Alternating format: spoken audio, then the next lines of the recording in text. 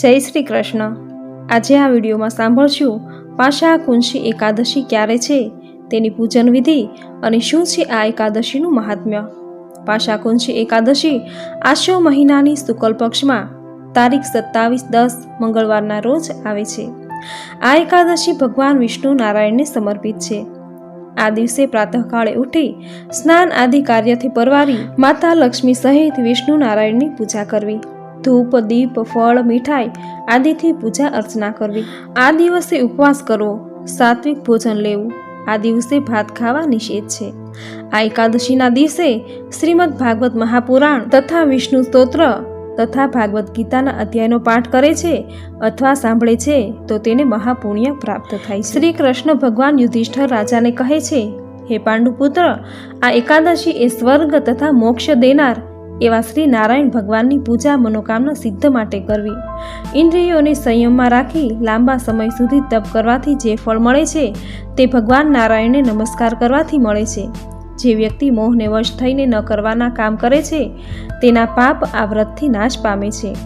પૃથ્વી પરના તમામ તીર્થસ્થળોની યાત્રા કરવાનું પુણ્ય આ એકાદશીનું વ્રત કરનારને પ્રાપ્ત થાય છે અને મરણ પછી યમલોક જોવો પડતો નથી। હજારો યજ્ઞો અને સેંકડો રૂપિયાના દાન ધર્મની સરખામણી પણ આ એકાદશી વ્રતને દિવસે ઉપવાસ કરવાના ફળની સાથે થઈ શકતી નથી। આ એકાદશી પાપ તાપને હરનારી, સ્વર્ગ સુખ દેનારી, મોક્ષ આપનારી, આરોગ્ય ટકાવનારી, ધન ધાન્યની વૃદ્ધિ કરનારી, યશ અપાવનારી, શત્રુઓનો નાશ કરનારી અને સ્ત્રી સંસાર તથા પુત્ર પરિવારનું સુખ બક્ષનારી છે। ગંગા, ગયાજી, કાશી, પુષ્કર કે કુરુક્ષેત્ર કોઈ પણ સ્થાને આ એકાદશી કરનાર માતાના કુળના 10, પિતાના કુળના 10 અને પત્નીના કુળના 10 પુરુષોનો ઉદ્ધાર કરે છે। આ વ્રત કરનાર મનુષ્ય પીળું વસ્ત્ર ધારણ કરી ગરુડ પર બેસી વૈકુંઠમાં જાય છે। આ વ્રત કરનાર બાળપણ, જુવાની કે ગડપણમાં કદી કોઈ રોગથી હેરાન થતો નથી। આ દિવસે બની શકે તો સુવર્ણનું દાન કરવું, નહીં તો હેલ, પૃથ્વી, ગાય, અન્ન, જળ, પગરખા, વસ્ત્ર અને છત્રનું દાન કરવું। શક્તિ પ્રમાણે દાન કરી ઈષ્ટદેવનું પૂજન કરવું।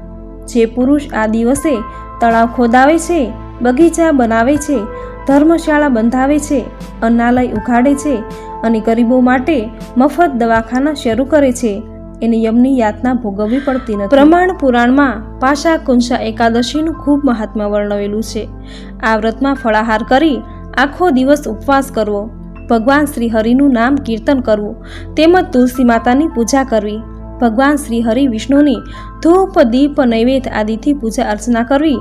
આમ સંપૂર્ણ શ્રદ્ધા અને ભક્તિથી પાશા કુંસી એકાદશીનું વ્રત કરવાથી ભગવાન શ્રી હરિ પ્રસન્ન થાય છે, કારણ કે એકાદશી ભગવાન શ્રી હરિ વિષ્ણુને અતિ પ્રિય છે। પાશા કુંસા એકાદશીના વ્રતની વિધિ અને આ વ્રતનું શું છે મહાત્મ્ય એનો વિડીયો તમને જરૂર પસંદ આવ્યો હશે તો વિડીયોને લાઈક કરી ચેનલ સબસ્ક્રાઈબ કરી બાજુમાં બેલ આઇકન જરૂર પ્રેસ કરજો।